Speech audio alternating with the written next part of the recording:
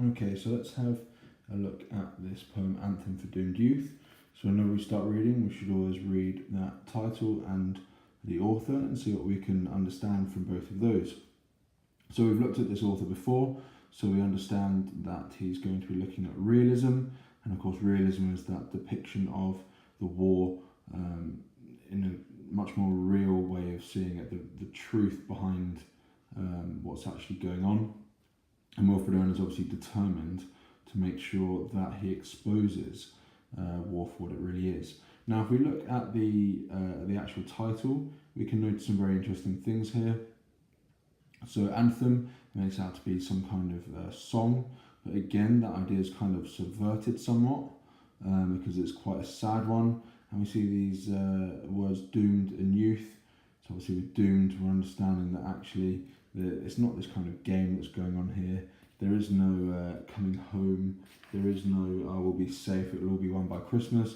This is everyone who goes. There's no, you're doomed if. This is everyone is doomed. Now again with youth, it's quite emotive here because it's not, this isn't men, this is boys that are out there fighting. This is the youth of the country that is lost, it's doomed. So, before we get into reading, we'll notice here the form. Now for the eagle-eyed of you, will have noticed that there are 14 lines, so it is in the similar structure to a sonnet.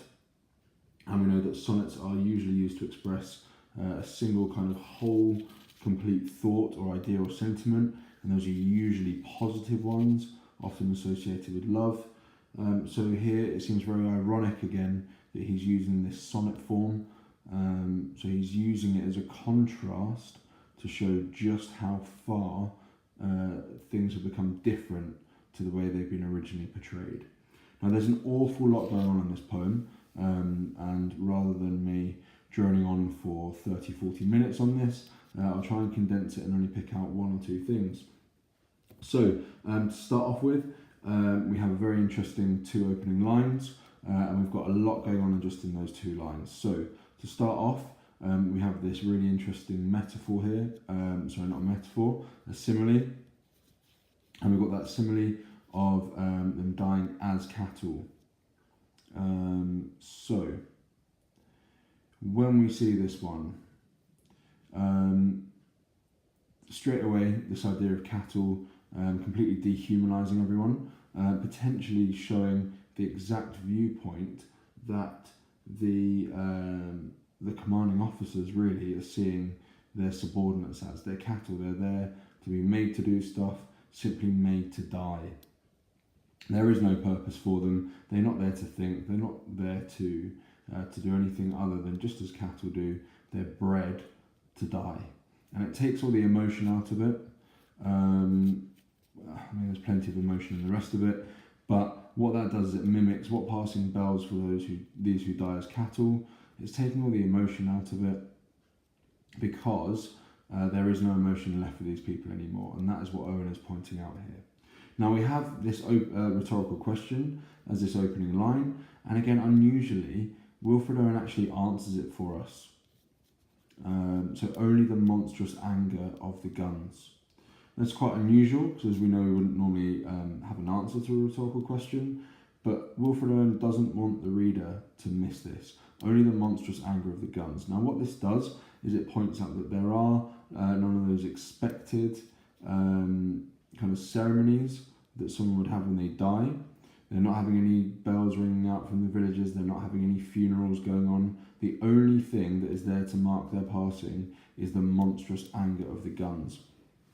Now this personification of those guns and the attribution of monstrous as a characteristic to them, this personification and the adjective here, very interesting because they are the complete opposite emotion to what you would expect normally. Yes, there might be anger at their loss, but there's a lot of things going on here with this anger. Who does the anger belong to? Well, is it the fact that just this death and anger is just breeding yet more anger? It's a continual cycle of anger and death and violence. Is it actually that this should be representing the anger of those at home, that all these people are dying? Now that's obviously open to interpretations, and that's again completely up to you which interpretation you'd like to go with. Now, as we carry on, we'll see that there is an awful lot of sensory language in here. There's an awful lot of sounds going on all the time. So things like the stuttering rifle's rapid rattle. Again, what's going on here, those ideas of the choirs, the wailing shells, the bugles. And what Owen is trying to do here, just like in Dolce Decorum Est, is he's trying to bring those sounds and sights into those kind of living rooms in England. So he's trying to bring the reality back at a time where they wouldn't have really been able to see things for themselves. They wouldn't have been able to watch things on the TV, and a lot of stuff that was coming home was censored. So he's trying to bring those sounds, he's trying to bring that experience back into the readers, into the room that the reader's in, so they can experience it as well. And I'm just going to pick out, for example, in this line 3, the stuttering rifle's rapid rattle. Now we have that alliteration in there, the rifle's rapid rattle, because it does become almost a tongue twister, and it's this idea that we're stuttering over it as we read it, alongside the sounds of the rifle rattling along. Now again, that's used to highlight the sounds that are going on here, used to highlight the violence of the situation and the danger of it, and it does it quite effectively so as well. Now you'll notice as well that there is an awful lot of those repeated sounds, so those hard plosives going on here, the per, the d, okay, and again that's designed to make the senses seem quite harsh. And we also have the sibilants as well. So for those of you who have got an 8 or 9 target, what I'd like you to do is I'd like you to research sibilants as a technique, and I'd like you to see how it is used in this once you've done all your other dirt work, please. Now, finally, I think the last thing that I'll probably pick up, because there is an awful lot going on here, is this religious imagery going on at the end here. So candles being held shall shine the holy glimmers of goodbyes. This idea of actually, he does bring it back to potentially this imagery that the people back at home would know. People would be still potentially a lot more religious back at home. Owen's viewpoint here probably is separate to this, but what he wants the readers at home to link it to is the idea that actually there is nothing for them. He's using this religious imagery to highlight the complete loss of humanity almost. There is no remembrance left for these people.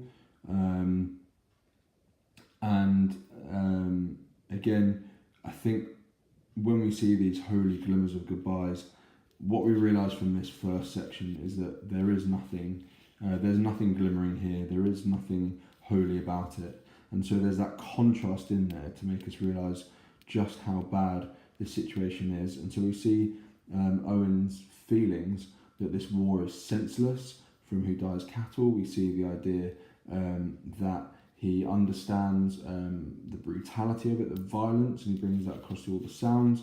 And he uses that contrast here with where religion should be to actually how humanity has kind of turned that into in the way that they're treating each other.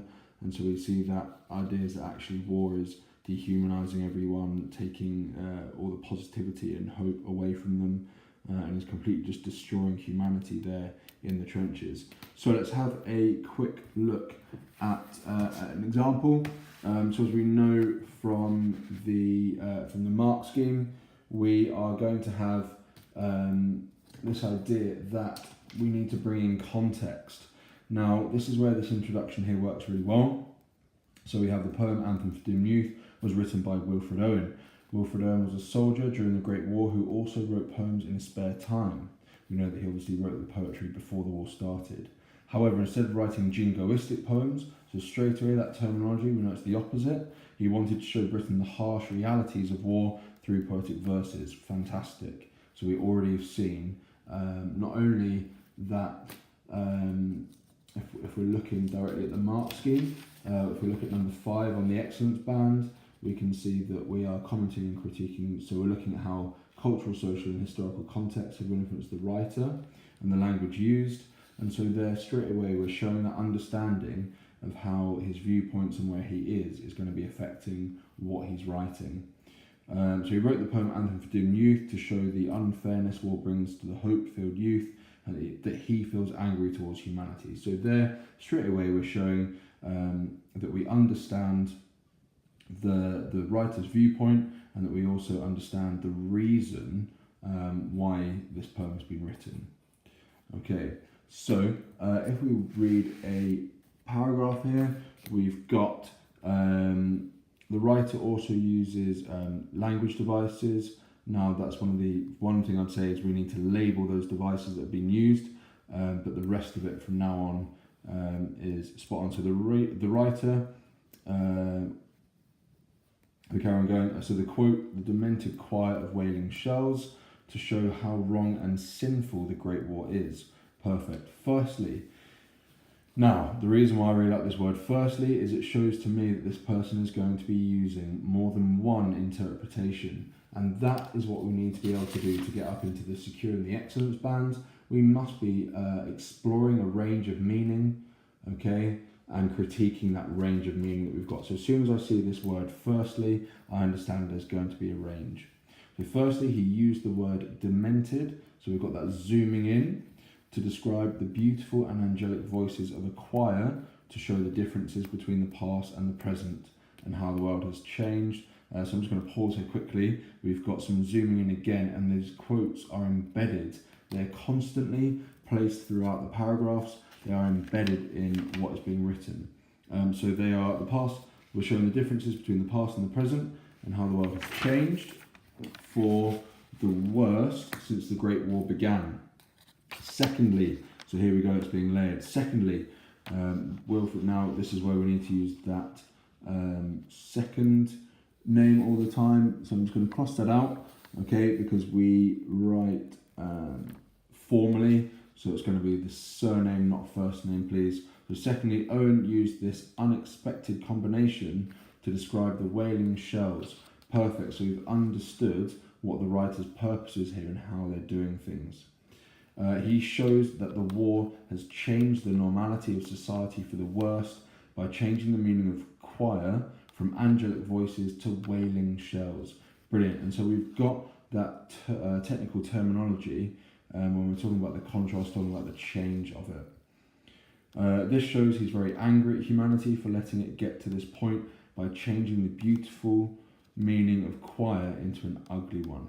So brilliant. So again, my comment on there is trying to use that word contrast or subvert just to show. I know that they're using, I know they're picking out these techniques, but just to use that, and obviously the other comment would be potentially that we're labelling some of these words to show a bit more technicality. But apart from that, we've got a fantastic level across there. We've got an original and critical nature. So there's a lot of different meanings within the text, and they are using embedded quotations all the time. And they are evaluative as well. So they are talking about how they have changed. They are, yes, it's unexpected, but yes, it has managed to change. And of course, when we're talking about here as well, when we're talking about differences and how wrong it is, he is demonstrating. So we are getting all the way through that paragraph and from before that idea that they are evaluating how things are being done. And why as well. So if you would like to use that to improve your own work on Anthem for Doomed Youth, and of course you've got the research into sibilants, and if you finish both of those and you would still like to, I would like you also to do your own research online to help you with your analysis of that poem as well, please.